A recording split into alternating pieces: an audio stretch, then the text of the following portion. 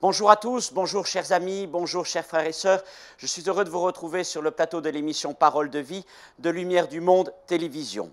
Aujourd'hui, je vous invite avec moi à faire une lecture dans le deuxième livre des Chroniques, chapitre 32, et nous lirons du verset 21 jusqu'au verset 31, 2 Chroniques 32, versets 21 à 31. Alors l'Éternel envoya un ange qui extermina dans le camp du roi d'Assyrie tous les vaillants hommes, les princes et les chefs. Et le roi confus retourna dans son pays. Il entra dans la maison de son Dieu, et là ceux qui étaient sortis de ses entrailles le firent tomber par l'épée. Ainsi l'Éternel sauva Ézéchias et les habitants de Jérusalem de la main de Sankérib, roi d'Assyrie, et de la main de tous, et il les protégea contre ceux qui les entouraient. Beaucoup de gens apportèrent dans Jérusalem des offrandes à l'Éternel et de riches présents à Ézéchias, roi de Juda, qui depuis lors fut élevé aux yeux de toutes les nations. En ce temps-là, Ézéchias fut malade à la mort. Il fit une prière à l'Éternel, et l'Éternel lui adressa la parole et lui accorda un prodige. Mais Ézéchias ne répondit point au bienfait qu'il avait reçu, car son cœur s'éleva. Et la colère de l'Éternel fut sur lui, sur Juda et sur Jérusalem. Alors Ézéchias, du sein de son orgueil, s'humilia avec les habitants de Jérusalem, et la colère de l'Éternel ne vint pas sur eux pendant la vie d'Ézéchias. Ézéchias eut beaucoup de richesses et de gloire, et il se fit des trésors d'argent, d'or, de pierres précieuses, d'aromates, de boucliers et de tous les objets qu'on peut désirer. Des magasins pour les produits en blé, en mou, en huile, des crèches pour toute espèce de bétail et des étables pour les troupeaux. Il se bâtit des villes et il eut en abondance des troupeaux de menus de gros bétail, car Dieu lui avait donné des biens considérables. Ce fut aussi lui, Ézéchias, qui boucha l'issue supérieure des eaux de Gihon et les conduisit en bas vers l'occident de la cité de David. Ézéchias réussit dans toutes ses entreprises. Cependant, lorsque les chefs de Babylone envoyèrent des messagers auprès de lui pour s'informer du prodige qui avait eu lieu dans le pays, Dieu l'abandonna pour l'éprouver, afin de connaître tout ce qui était dans son cœur.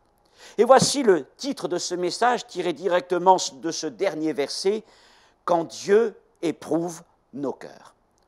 La formule est quand même surprenante, n'est-ce pas? Dieu l'abandonna pour l'éprouver. Voilà une formule à laquelle nous ne sommes pas habituels. D'habitude, nous avons cette assurance que le Seigneur est fidèle. Même si nous sommes infidèles, lui demeure fidèle. Il ne peut pas nous abandonner, il ne peut pas nous délaisser. Et pourtant, voilà cette déclaration surprenante. Alors, que faut-il entendre par cette chose, par cette idée d'être abandonné pour être éprouvé? Je voudrais vous dire, tout d'abord, que ce n'est pas un rejet. Dieu n'a ni rejeté Ézéchias et ne nous rejettera pas non plus. Mais s'il a abandonné cet homme pour un temps, c'était afin, comme dit le texte, d'éprouver son cœur, c'est-à-dire de connaître la réalité des sentiments qui nous animent à l'égard du Seigneur. Le roi Ézéchias est classé parmi les meilleurs rois qui ont régné sur Jérusalem. De lui, on peut dire qu'il fut un roi qui brilla dans ses exploits militaires, dans ses constructions, dans la prospérité économique qu'il apporta au pays, et il a même aussi rédigé plusieurs des proverbes que nous trouvons dans le livre des proverbes. C'était donc un homme brillant, un roi brillant, mais il le fut plus encore en termes de fidélité à l'égard du Seigneur. Durant la première année de son règne, il fut ainsi l'initiateur d'un grand réveil de retour vers le Seigneur de la part du peuple. Et le deuxième livre des Chroniques, au chapitre 29, verset 2, fait un espèce de résumé spirituel de la vie et du règne du roi Ézéchias, en écrivant « Il fit ce qui est droit aux yeux de l'Éternel, entièrement comme avait fait David son père ». Quelle belle référence! Ézéchias, ce roi modèle, marchait donc dans l'exemple de David, son ancêtre, celui dont le cœur était agréable au Seigneur. Dans la lecture que nous avons faite, il y a une succession de 3 tableaux, et qui vont s'attarder chacun sur la manière dont Ézéchias a agi dans chacune de ces situations. Tout d'abord, il est question d'Ézéchias face aux armées du roi d'Assyrie. Ensuite, Ézéchias face à une maladie mortelle.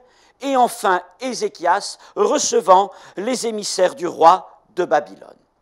Chaque tableau montre donc la réaction d'Ézéchias et nous montre comment Dieu a jugé cette réaction, comment Dieu a jugé le cœur et les sentiments d'Ézéchias. Il y a une grande différence entre les deux premiers tableaux, les Assyriens et la maladie mortelle, et le troisième tableau, les émissaires du roi de Babylone. Dans les deux premiers tableaux, Ézéchias est dépassé par la situation. Par ses forces, il ne peut pas s'en sortir. L'armée assyrienne est trop puissante et la maladie est mortelle. Dans ces deux situations, Dieu demeure à ses côtés par la présence du prophète Ésaïe qui l'encourage et qui lui apporte les paroles du Seigneur. Dans ces deux situations, Dieu est donc avec lui. Et le Seigneur désire, à travers ces moments difficiles, enseigner Ézéchias, former son caractère, éduquer sa foi, afin de l'amener plus loin, afin de le préparer à des défis, à des challenges d'un niveau encore plus élevé. Dans le troisième tableau, Ézéchias se retrouve seul, dans le sens où il est face à une situation qu'il peut gérer seul. En effet, il n'y a là aucun piège mortel, apparemment, dans la venue de ces ambassadeurs de Babylone. Dieu n'est pas présent à ses côtés, nous noterons notamment l'absence du prophète Ésaïe. Mais ça ne veut pas dire que Dieu se désintéresse d'Ézéchias. Il se tient dans le retrait. Il l'observe, sa réaction, il observe ses paroles et il juge les sentiments de son cœur. Dans cette situation qu'Ézéchias peut gérer tout seul, Dieu veut voir la réalité de ses sentiments à son égard. Il n'est nulle nécessité que Dieu intervienne par une démonstration de puissance, par un miracle, par un prodige. Ce ne sont là que la visite de quelques ambassadeurs, quelques émissaires.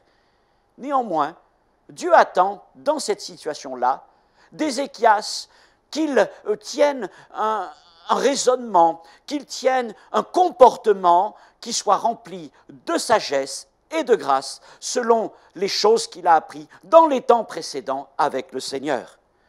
C'est ainsi que nous verrons que les deux premières étapes ont donc préparé Ézéchias à pouvoir ensuite gérer des affaires par lui-même. En tout cas, le Seigneur a voulu le juger dans ce troisième tableau, éprouver son cœur pour savoir qui il était réellement. Revenons sur le premier tableau, celui qui concerne l'armée des Assyriens. Si vous voulez plus de détails sur ce passage, je vous invite à lire les chapitres 36 et 37 du prophète Ésaïe.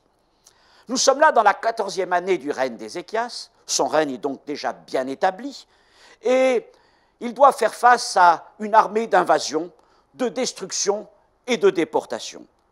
L'armée du roi Sankérib, roi d'Assyrie, est l'armée la plus puissante de son époque. Et partout où ces armées vont, partout ils sèment le ravage et la destruction. Les villes sont détruites et les populations sont emmenées au loin en esclavage. Arrivant à Jérusalem, Sankérib et ses armées vont bien sûr défier le roi Ézéchias, mais ils veulent aussi défier en quelque sorte le Seigneur Dieu d'Israël, l'Éternel. Et Sankérib va même avoir l'audace d'écrire une lettre dans laquelle il va exprimer son mépris envers Dieu. Il est écrit dans cette lettre que nous trouvons dans le livre d'Ésaïe que ton Dieu en lequel tu te confies ne t'abuse point. Le Dieu dans lequel tu te confies ne t'abuse point. Certes, partout où Sankérib avait fait la conquête de villes et de royaumes, partout il s'était emparé des divinités locales. Mais ces divinités n'étaient que du bois, de la pierre ou du métal. Mais le Dieu d'Israël n'est pas fait de main d'homme. Le Dieu d'Israël, notre Seigneur, est le Dieu éternel, le Dieu tout-puissant, le Dieu vivant. Et lorsque Ézéchias reçoit cette lettre, il réagit bien. Il prend cette lettre, ce courrier du roi ennemi, et le présente au Seigneur dans son temple. Il lit la lettre au Seigneur en quelque sorte. Et la réponse du Seigneur viendra par le prophète Ésaïe, Quelle réponse! Une réponse cinglante de la part de Dieu. Voilà ce qu'il dit. Elle te méprise. Elle te méprise, toi, Sanchérib. Elle se moque de toi, la Vierge fille de Sion. Qui as-tu insulté et outragé? Le Saint d'Israël. Sanchérib, ce roi ennemi et païen, avait donc insulté et outragé notre Dieu. Et la colère du Seigneur était grande. Et alors, les textes nous apprennent que Dieu frappa le camp des Assyriens, il renversa tous les hommes, les princes et les chefs, et il délivra Jérusalem et le roi Ézéchias de cette menace. Ézéchias était dépassé dans cette situation. Son armée n'était pas suffisante pour résister à l'armée du roi d'Assyrie. Mais il a bien agi. Pas de murmure, pas d'angoisse, pas de reproche, mais simplement se confier dans le Seigneur. Il monta à la maison de Dieu, lut la lettre dans la présence du Seigneur et attendit la réponse du Seigneur qui vint rapidement par la bouche du prophète Ésaïe. Ézéchias avait honoré le Seigneur en relevant ce défi avec confiance et avec fidélité à l'égard de Dieu. La conséquence de cette victoire que Dieu a accordée à Ézéchias, nous la trouvons au verset 23, et nous voyons qu'il y a eu une grande émulation en Israël et dans les pays aux alentours lorsque tout le monde a commencé à apprendre la grande nouvelle. Alors on a amené des offrandes à l'Éternel pour remercier Dieu de sa délivrance, et puis aussi il est écrit de riches présents à Ézéchias. Les rois de la région, les nations avaient été éblouies par la victoire d'Ézéchias, car jusqu'à présent, tout le monde tremblait, craignait devant l'armée du roi d'Assyrie. Personne n'avait jamais réussi à les vaincre. Et voilà qu'Ézéchias et l'armée de Jérusalem avaient remporté la victoire. Mais le texte dit alors qu'il fut élevé aux yeux de toutes les nations. Ézéchias avait conservé l'indépendance du petit royaume de Juda, et maintenant tous les pays aux alentours le regardaient avec admiration. C'est une chose très bien, certainement, que d'être regardé ainsi pour un roi. Mais malgré tout, dans cette formulation, il convient quand même d'être prudent. Il fut élevé. Il fut élevé aux yeux des hommes, parce qu'il y a là certainement un risque d'orgueil et de vanité. Le second tableau est celui de la maladie mortelle qui vint frapper Ézéchias. Vous trouverez plus de renseignements en lisant le second livre des rois, chapitre 20. Voilà donc Ézéchias qui est tout heureux de cette belle victoire remportée sur les armées du roi d'Assyrie, quand une nouvelle terrible lui est apportée par le prophète Ésaïe. Ésaïe lui dit de la part du Seigneur, « Donne tes ordres à ta maison, car tu vas mourir et tu ne vivras plus. » Quel abattement! Quelle terrible nouvelle! Et Ézéchias est pris de court. La parole vient toucher son cœur. Et le texte dit qu'alors Ézéchias se tourna contre le mur, comme s'il se tournait là vers cet obstacle infranchissable, et puis il commença à prier le Seigneur. Il versa toutes les larmes de son cœur, de son corps, de son âme, criant à Dieu, le priant de se souvenir, et il lui dit, « Souviens-toi que j'ai marché devant ta face avec fidélité et intégrité de cœur, car j'ai fait ce qui est bien à tes yeux. » Ézéchias a répandu son âme devant le Seigneur, et la réponse de Dieu ne tarda point encore une fois. Ézéchias était dépassé par cette maladie mortelle. Aucun des médecins de l'époque ne pouvait certainement la guérir ou même l'apaiser. Mais le Seigneur a eu compassion une nouvelle fois de cet homme qui marchait dans ses voies. Et alors que le prophète Ésaïe était encore dans la cour du palais royal, le Seigneur s'adresse à lui, le renvoie vers le roi Ézéchias en train de pleurer et de prier, et il l'amène vers lui avec une parole. Et Ésaïe dit de la part du Seigneur à Ézéchias, « J'ai entendu ta prière, et j'ai vu tes larmes, voici, je te guérirai. » Ça nous rappelle un peu la formulation que Dieu emploie avec Moïse quand il disait qu'il avait entendu les prières, les larmes, les souffrances du peuple d'Israël en esclavage, qu'il avait vu leurs souffrances et qu'il allait les délivrer. Et là, nous voyons comment le Seigneur a été touché dans son cœur par la prière d'Ézéchias. Et le texte dit que l'Éternel lui adressa la parole par le prophète Ésaïe et lui accorda un prodige.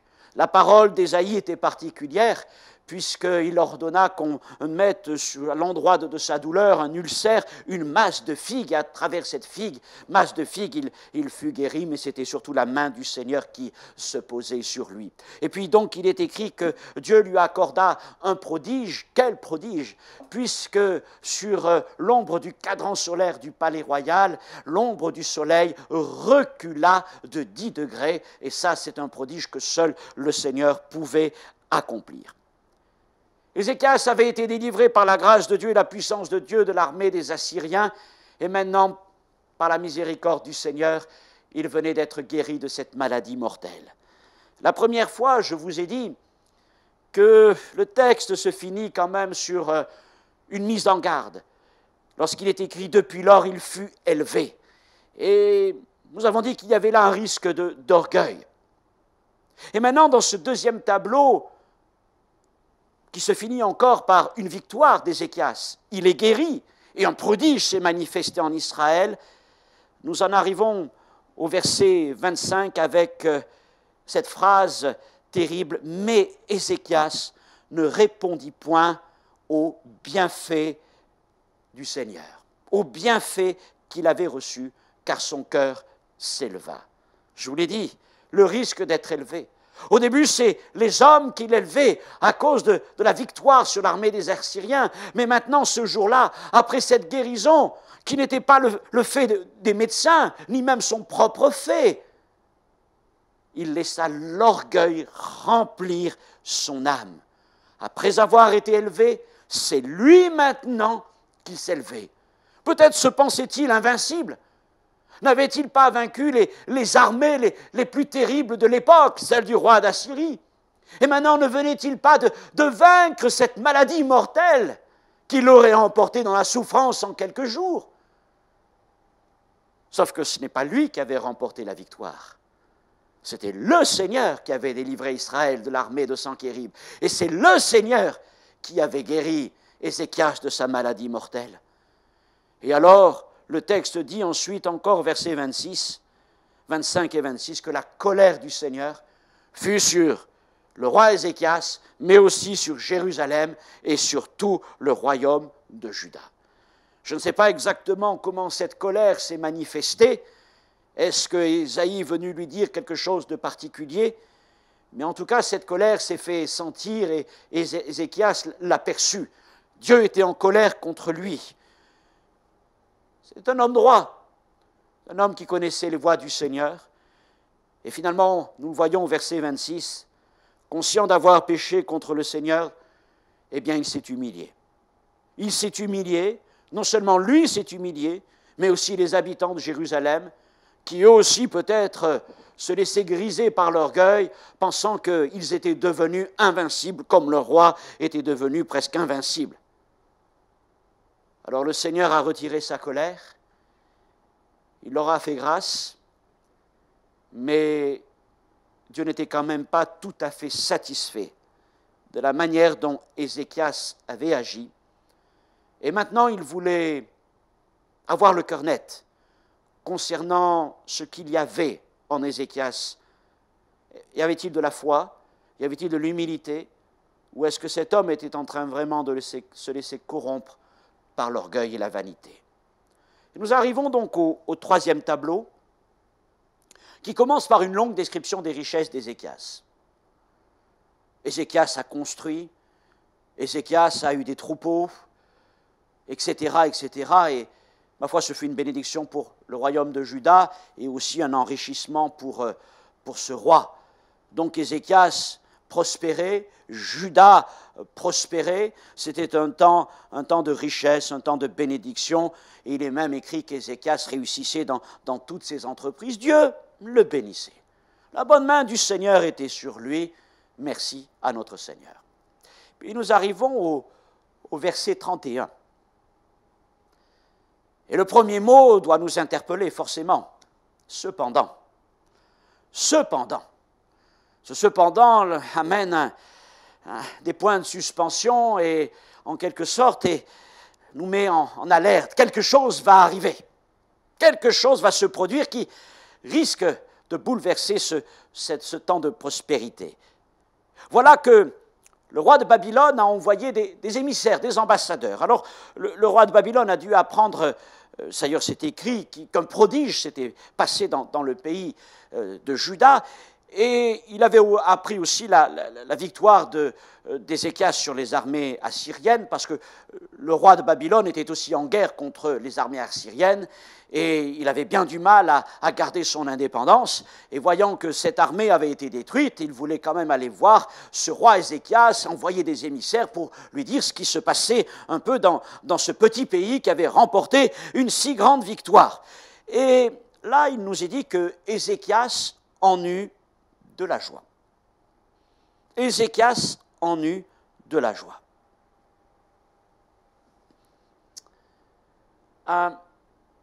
Il était flatté de la venue de ces visiteurs lointains, de ces émissaires, de ces ambassadeurs du roi de Babylone.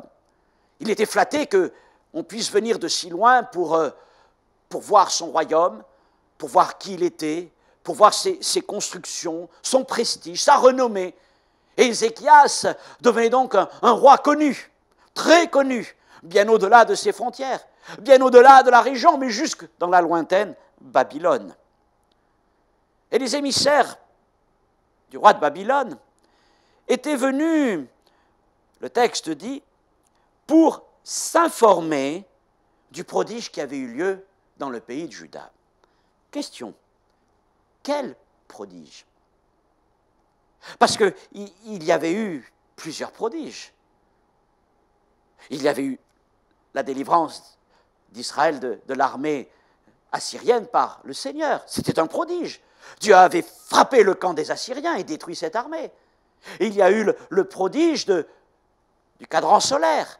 Lorsque l'ombre du soleil a reculé de 10 degrés, c'est encore un prodige du Seigneur.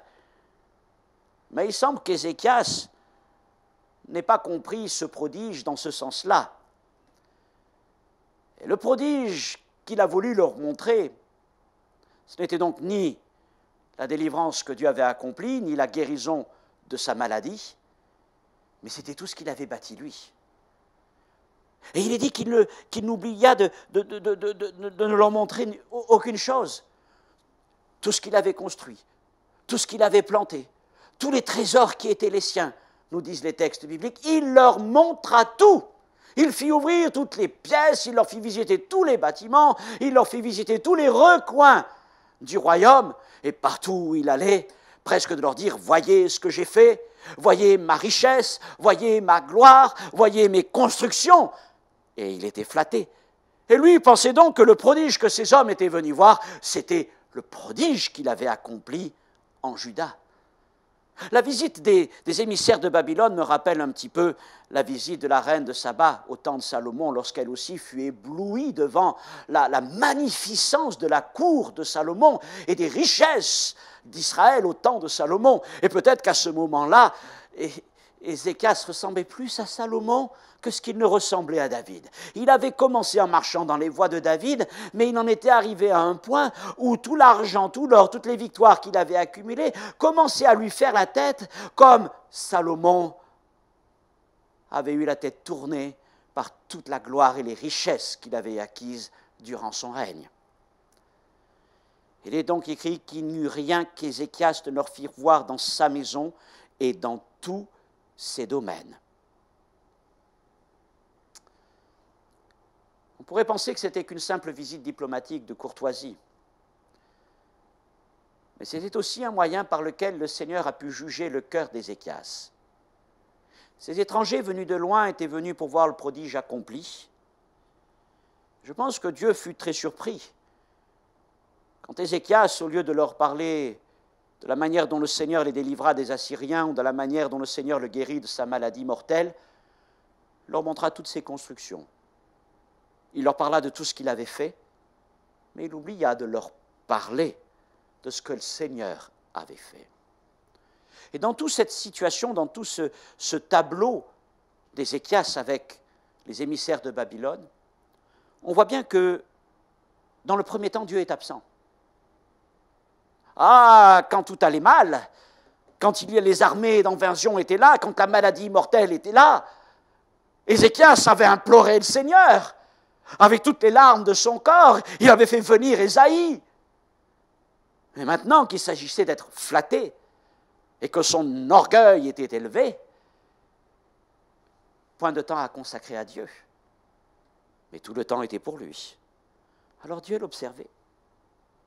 Dieu l'observait. Et certainement le Seigneur a attendu que les émissaires de Babylone s'en aillent pour enfin intervenir. Et il envoya le prophète Ésaïe vers le roi Ézéchias. Dieu avait donc abandonné Ézéchias dans cette situation qui n'était pas difficile en soi à gérer, mais qui lui permettrait vraiment de connaître ce qu'il y avait dans son cœur. Et dans cette situation-là, qu'Ézéchias pouvait gérer avec toute sa sagesse et toute la grâce, il a été vaincu. Il a échoué. Et Dieu n'était pas satisfait de l'attitude vaniteuse d'Ézéchias. L'orgueil avait fini par l'emporter chez lui. Alors dans le livre du prophète Ésaïe, nous trouvons une parole sévère de la part du Seigneur qui dit « Viendra un temps où tous tes trésors, tous les trésors de tes pères et que toi avais amassés seront emportés à Babylone ainsi que tes fils. » Dieu avait abandonné Ézéchias pour l'éprouver et Ézéchias avait échoué. Le Seigneur permettra peut-être dans notre vie ce genre de situation où, sans nous rejeter, il prendra un peu de recul pour tester ce qu'il y a dans nos cœurs, pour connaître la réalité de nos sentiments, comment nous jugeons les choses, comment nous regardons au Seigneur. Quand tout va mal, on crie à Dieu. Mais quand les choses semblent aller bien, est-ce que nous oublions le Seigneur pour nous centrer uniquement sur nous-mêmes? Puissions-nous réfléchir à cela et que le Seigneur nous garde en toute humilité, parce que c'est de cela dont nous avons besoin devant lui. Que la grâce de Dieu soit avec vous. Prions. Notre Dieu, notre Père, merci pour l'exemple d'Ézéchias, de ce roi que tu as secouru dans des moments difficiles, mais dont tu as voulu aussi connaître l'intégrité de cœur dans une situation plus accessible. Seigneur, garde-nous de nous laisser emporter par l'orgueil, par la vanité, mais de rester toujours humble devant toi, croyant, Seigneur, que c'est toi qui accomplis les prodiges, et non pas notre main. Qu'à ton nom seul soit toute la gloire, Seigneur. Amen. Que Dieu vous bénisse, chers frères et sœurs. À une prochaine fois, Dieu voulant.